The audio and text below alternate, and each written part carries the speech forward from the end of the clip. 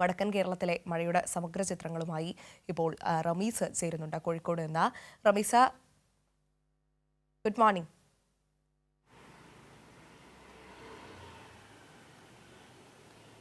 Good morning Anjana. Rameez, Palakkad മുതൽ കാസർഗോഡ് വരെയുള്ള എല്ലാ ജില്ലകളിലും ഓറഞ്ച് അലേർട്ടാണ്. അപ്പോൾ ശക്തമായ മഴയുണ്ടാകുമെന്ന് തന്നെ മനസ്സിലാക്കുന്നു. ഇപ്പോൾ എന്താണ് കോഴിക്കോട് ഒരു സാഹചര്യം എങ്ങനെയാണ്? മഴയുണ്ടോ? അതോടൊപ്പം തന്നെ എന്താണ് ജില്ലയിൽ നാശനഷ്ടങ്ങൾ ഉണ്ടായിട്ടുണ്ടോ? മൊത്തത്തിൽ വടക്കൻ കേരളത്തിലെ ഒരു അവസ്ഥ എന്താണ്? ബാലുശ്ശേരിയിലൊക്കെ നല്ല മഴയാണ് എന്നൊക്കെ പ്രേക്ഷകർ പറയുന്നുണ്ട്. കോഴിക്കോട് നല്ല മഴയുണ്ട് എന്നൊക്കെ പ്രേക്ഷകർ പറയുന്നുണ്ട്. എന്താണ് അവിടുത്തെ ഒരു മൊത്തം സാഹചര്യം? എന്താണ് വടക്കൻ കേരളത്തിലെ ഇന്നത്തെ നിർദ്ദേശങ്ങളും മറ്റ് കാര്യങ്ങളൊക്കെ എങ്ങനെയാണ്?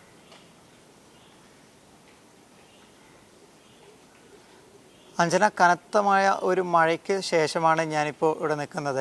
ഇത് തന്നെയാണ് വടക്കൻ കേരളത്തിലാകെയും തന്നെയുള്ള ഒരു അവസ്ഥ.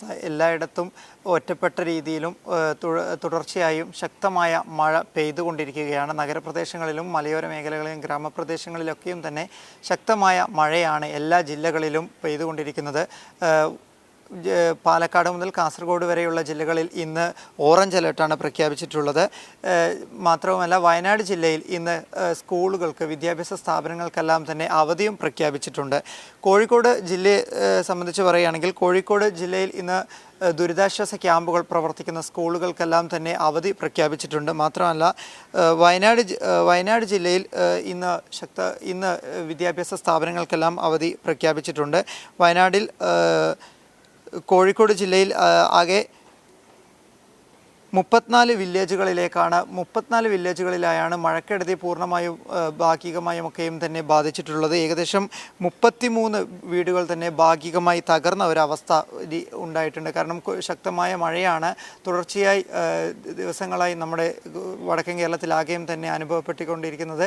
മാത്രമല്ല, ഇതിനു പുറമെയാണ് നാഷണൽ ഹൈവേയുടെ പണി നടക്കുന്നതിനാൽ പലയിടത്തും വെള്ളക്കെട്ടും രൂപപ്പെടുന്നുണ്ട്. മാത്രമല്ല, നാഷണൽ ഹൈവേയുടെ പാർശ്വഭിത്തികളെല്ലാം തന്നെ ഇപ്പോൾ തകർന്ന് വീണുകൊണ്ടിരിക്കുന്ന ഒരു അവസ്ഥ കൂടി ഉണ്ട്.